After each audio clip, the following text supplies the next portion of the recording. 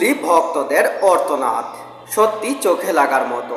কেননা অপবিশ্বাস বুবলির নাম মুখে নিল না, সেই জন্যই ওদের গা জ্বলে পুড়ে ছারকার হয়ে যাচ্ছে। অপবিশ্বাস বুঝে গেছে বুবলির জনপ্রিয় হয়েছে অপবিশ্বাসের দ্বারা, সেই জন্য বুবলির নাম নেওয়া অপবিশ্বাসের প্রশ্নই ওঠে না।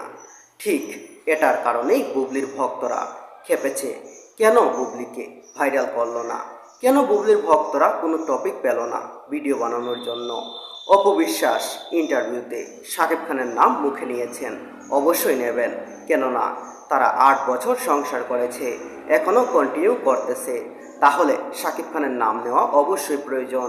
সেখানে শাকিব খান অপবিশ্বাসকে প্রাপ্য সম্মানটা দিয়েছে, স্ত্রী হিসাবে দাবি করেছে, নিজের মুখেই স্বীকার করেছে। সেখানে শাকিব খানের নাম অবশ্যই নেবে।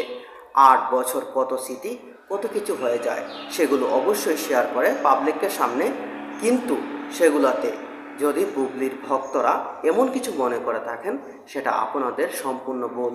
কারণ অপবিশ্বাস শাকিব খানের প্রথম স্ত্রী এবং লিগেলভাবে এখনও স্ত্রী আছে।